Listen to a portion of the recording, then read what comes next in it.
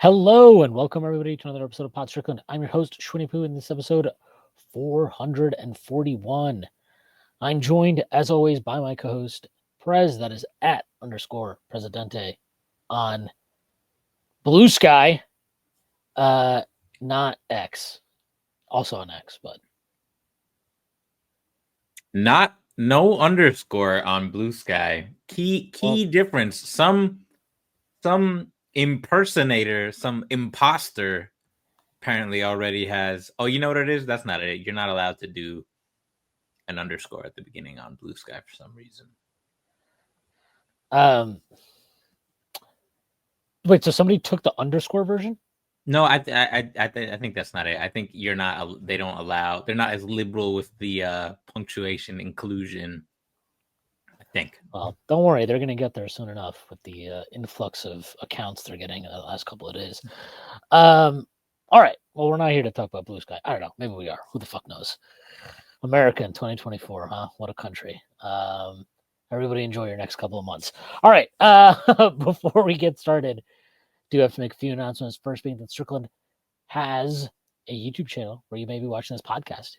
If you are and you've not done so already, please hit like, subscribe to the channel, leave us a comment. That'd be a huge help to us. The Strickland also has merch, which you can find on our website at www.strick.land. There's a link to take you to the merchandise store. There's all kinds of cool stuff on there, like t-shirts, sweatshirts, hats, coffee mugs, water bottles, you name it, we've got it. The Strickland also has a Patreon, which you can subscribe to. There are a number of different tiers. A $6 tier that gets you access to Pod Strickland, this podcast that I host every Friday with Prez. You also get access to Takes from Obvious Bozos, a podcast hosted by Andrew Steele, a.k.a. Doug, along with Zach Blatter. And you get access to Strickland Discord, where the conversation never stops. There are further tiers. There's a $9 tier that gets you access to Strickland Roll, my solo pod where I rant and rave with the Knicks even more.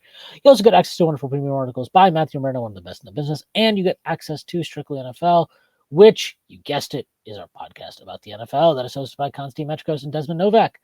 There are further tiers. There's a $15 tier, $30 tier, $50 tier, and a $100 tier. Let's go with a variety of additional benefits, like listening on pod recordings, merchandise discounts, and even potentially hosting a podcast alongside yours truly one day, whether you choose to subscribe or not. None of this would be possible without you, and none of this would be possible without BetOnline. BetOnline is the world's most trusted betting platform and your number one source for online betting. From the earliest odds to in-game live betting, BetOnline provides you with all the action and the ability to watch the games as they happen. With the largest selection of odds on everything from football, NBA, NHL to entertainment and political props, head to BetOnline today. Get in on the action with America's most trusted site for online wagering. BetOnline, the game starts here. What do you think the odds are for Matt Gaetz getting confirmed? Who knows? I sure as fuck no. I don't want to bet on that shit. All right, let's not talk about that so that we can be happy talking about basketball, even though the Knicks... Shwin coming in hot on this pod. God damn, bro. Even though the Knicks are they're maddeningly up and down so far this season. I did the Knicks lost yesterday to the Bulls, 123-124, in a very heartbreaking fashion. That was my fault. That was I may have caused that. Why would you do? I watched the game, most of it, and then I was on Blue Sky, which was great. There's a lot of people on there now, and it was like, man, fuck this team. They're not even really trying hard. This bullshit. I'm gonna go watch Netflix. So I turned that shit off. And then back on, didn't you? No, I got a text from my guy a little bit later, and I turned it back on, and it was right. Yeah, as Kobe White was shooting the free throws. Yeah, you can't do that. It's bad luck.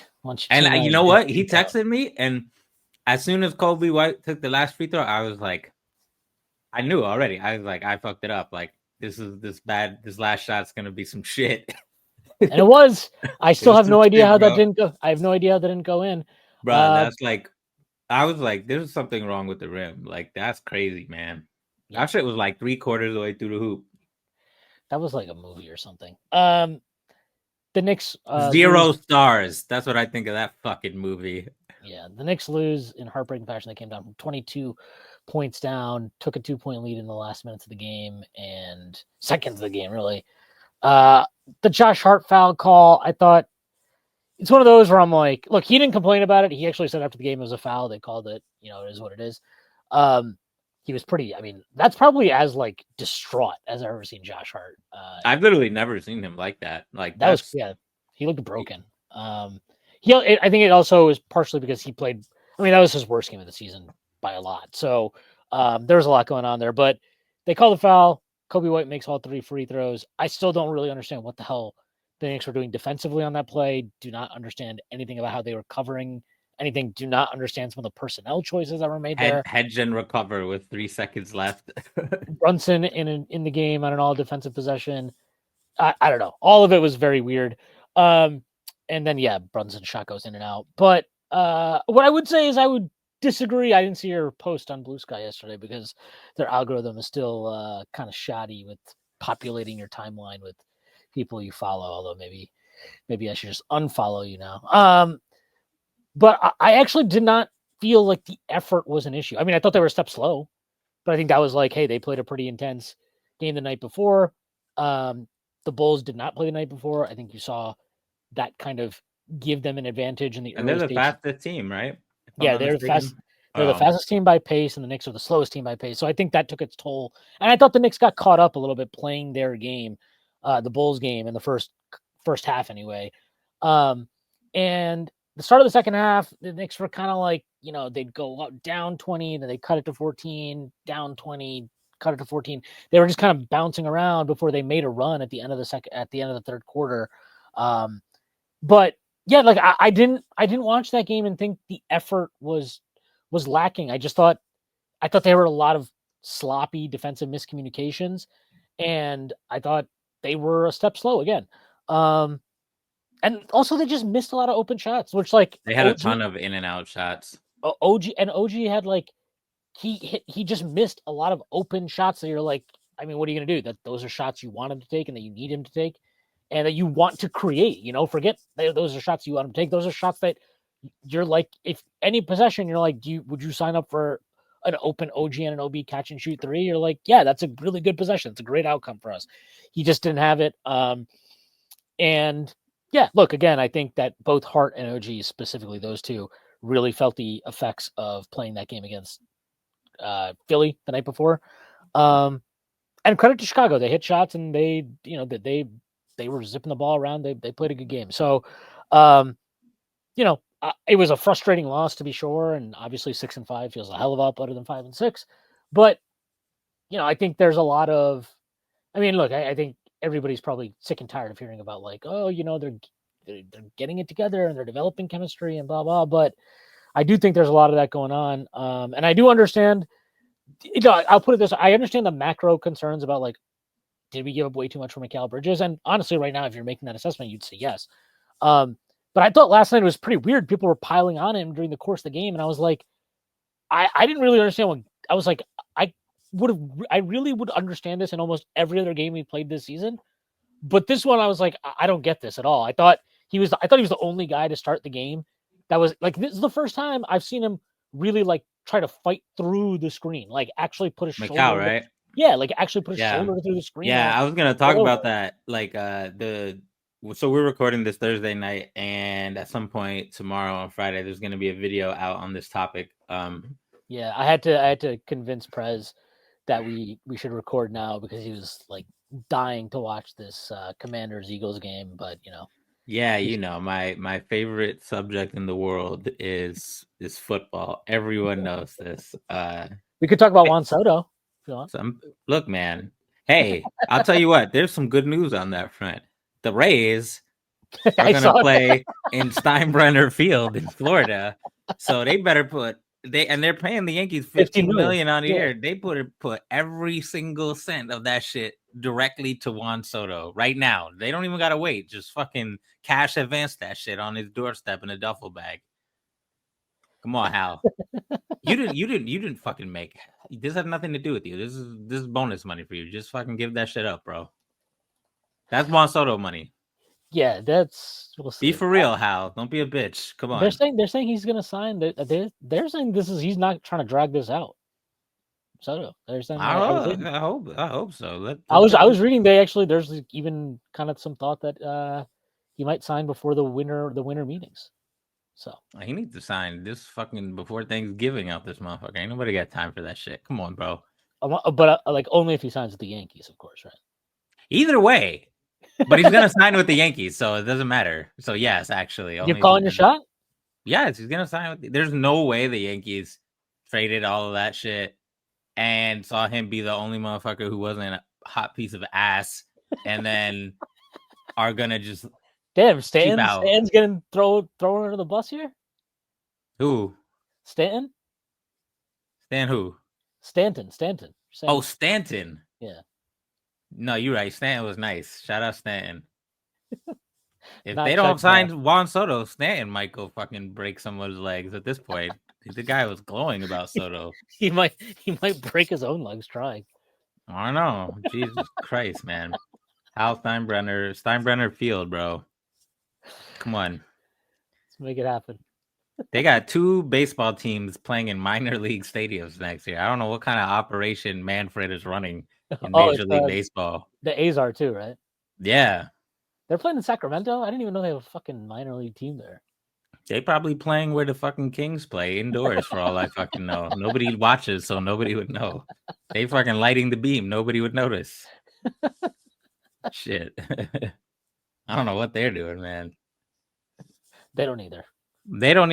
What was I talking about? Oh yeah, we got a video coming out, Mikal Bridges, and so I didn't watch the Sixers game live, and then as I mentioned, I watched 3/4 of the Bulls game, and I did see Mikal be not quite as physical as I wanted, but markedly more physical more often, and I think one of the and this is the thing that I'm watching moving forward. Some of it is because who he was matched up against. So he was on Paul George a good bit versus Philly, not the whole game. OG was on Paul George a lot, and then in the game versus Chicago, he was on Levine sometimes, and those guys are both stronger than Mikal. And they use it. I mean, I know Levine was like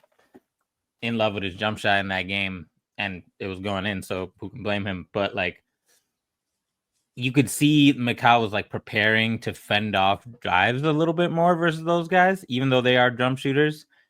So that could be an element of it too, like as opposed to like a point guard who, even if they're strong, like he's bigger than them, right, or something like that, or like a Tyrese Maxey.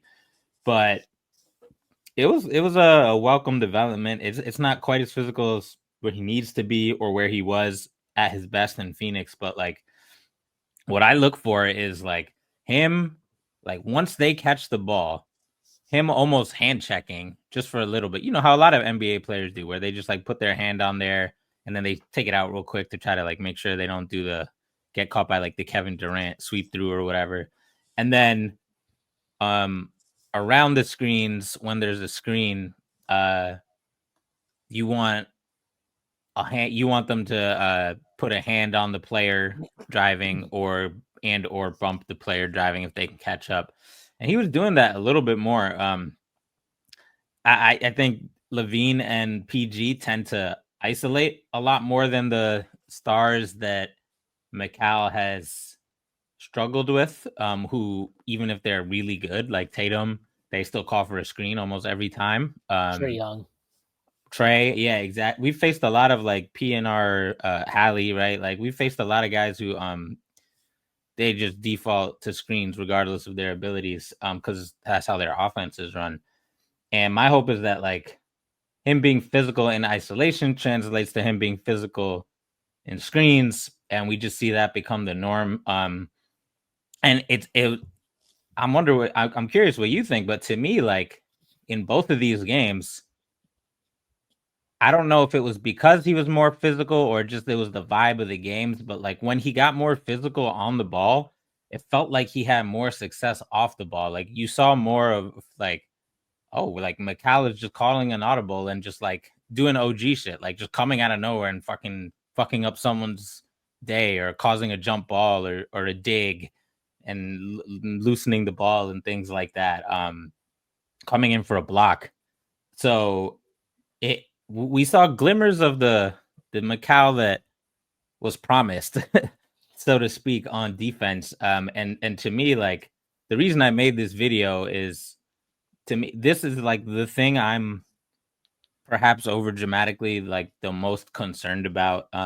Because there's a reason to me why these lineups with Deuce, whether it's with McCall or without McCall, are crazy good. One is obviously Deuce is an amazing shooter and it's been going in. But the other is like, you add another plus defender into that lineup with OG and Hart, or OG and Deuce, and now you're really cooking, because now, like, then it becomes harder. Like, the odds are that there's somebody playing good defense on the ball and somebody playing good defense off the ball. And when it's just one of those guys or two of those guys, if it's Deuce and OG, then like it's a little bit easier for the opponent to avoid those players. And it makes such a huge difference, right? Like, especially with Cat, we know Cat, even when he's playing well on defense, like he did versus Philly, he's still not gonna like knock anybody's fucking socks off on defense or anything like that. So Macau just being that guy makes such a fucking huge difference, man. And like, PG and Levine made some tough shots. So like, I didn't even, that's what they do when they get in a groove. So like, I don't even get mad at that. I just am like literally measuring their performance by on ball and off screens. Like, is Macau like bordering on a foul? Like, that's what I want to see. Is like, I want to see this guy border on a foul, like at any given moment on a play, and then just not do it. Which is exactly what Deuce does, and what OG does. It's not easy, right? We'll see what the final video looks like. I literally had like almost half an hour of of material with narration and stuff like that, and part of it that we probably are going to cut a lot out of was that like pick and roll defense is hard, and I just picked out like SGA, Caruso, Jaden McDaniels, uh, Dyson Daniels, just a couple of really fucking good defenders, and just showed them just getting fucking torched in pick and roll, like completely like being removed from the play, not getting around the screen, not helping after the screen. Like, it's really hard to be a good pick and roll defender. So like, it's not what Deuce does and what OG does. It's not easy, and even those guys don't do it every single play.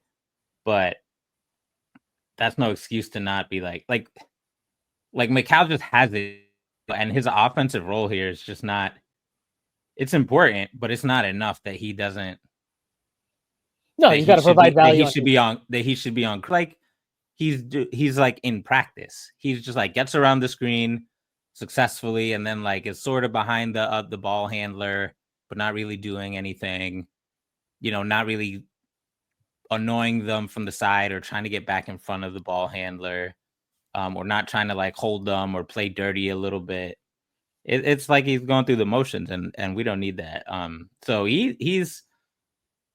I want to be cautiously optimistic after these next two games. It'll be interesting versus Brooklyn. I know Cam Thomas is obviously their main scorer, but Schroeder uses screens a lot, and he's actually been their best offensive player.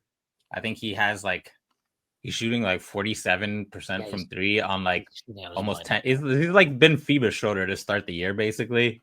So Macau's going to be on one of those two dudes, Cam or Dennis. So like, probably Schroeder. Probably, and he'll have his work cut out for him, because I mean, Schroeder may be older, but like that guy knows how to use screens. So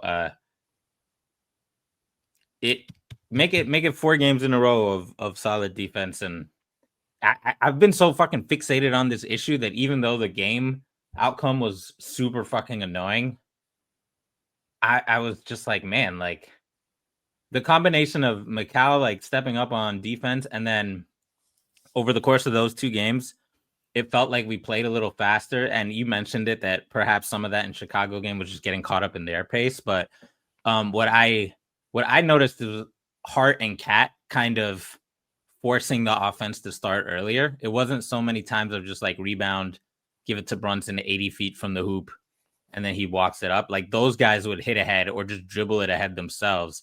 and then give it to Brunson, and they would be past half court at the 22nd point, and then Brunson would do his thing, but it would be like 4 seconds earlier, right? So like, I wonder how much of this is intentional, but those are all really good signs to me. So we're still looking for consistency, but I squint, perhaps sipping the copium. I see some good trends.